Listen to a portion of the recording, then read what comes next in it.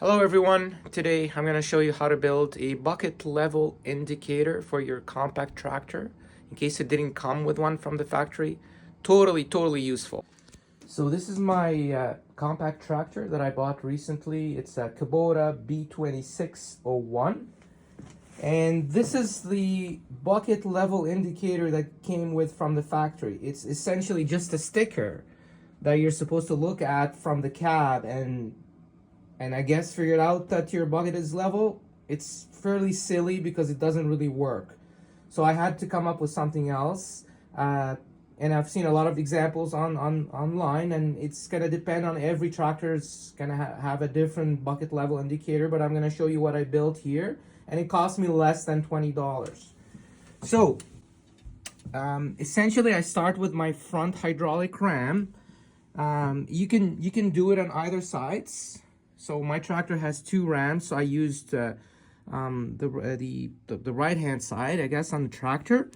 And there's a floating pin here for the bottom of the hydraulic ram. So I essentially pull this out, and you can pull it out just by loosening this nut, and then everything comes out. And then what I did is I took a 3/8 bolt by 3 inches long, and then I welded it to the end of the hydraulic ram pin. If you don't have a welder, you can basically just use JB Weld. Just make sure that the bolt is straight. And then next, what I did is I actually had some Heim joints left over from another projects, but you can buy a Heim joint. So this is a 3/8 by 3/8 rod end or Heim joint. This one is the female version. There's a male version as well. I like the female version because I could use a rod and thread it into it, and then use basically 2 3/8 nuts to hold the rod or the Heim joint in place so it can rotate as the bucket is moving up and down. Next, I bought this 3/8 by 4 feet aluminum rod from Home Depot, fairly cheap. And then I ran a die over the end, a 3/8 die over the end of the rod in order to make it threaded. And then I was able to thread it into the Heim joints or the rod end, and then put the jam knot on it. Next, as I go up, I bought a 3/8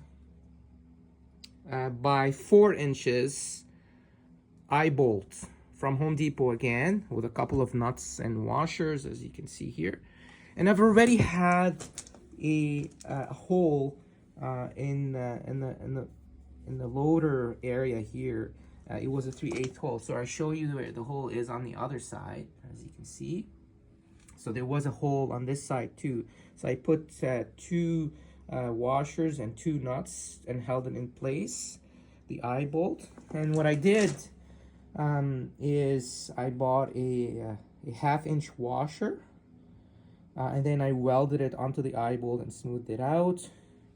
And then I just ran the rod through it. So I installed everything and then made sure that my bucket is level, 100% level, using a bubble level on it to make sure that it's level. And then I marked with a pen the area where the aluminum rod passes through the eye bolt, as you can see here. And then I took everything back out, and then I bent it in the vise. And I started with a slow bend, so not a heavy bend first, and then I did it a couple times, probably 2 or 3 times, in order to get this bend. So the other end is totally floating here.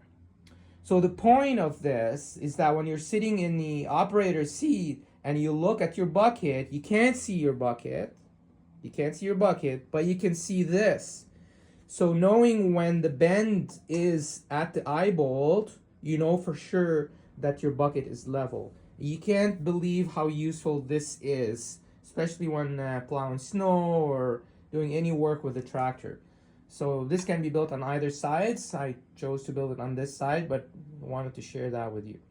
So I'm going to show you some of the leftover parts from this project. So this is the 3/8 by 4 feet rod that I bought from Home Depot.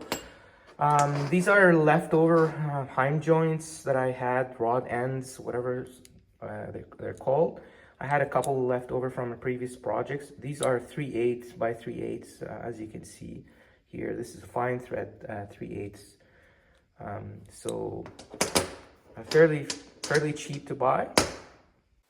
Okay, so this is the aluminum rod that I bought from Home Depot. Basically fairly cheap, less than $10 here. And these are the Heim joints, or the rod ends.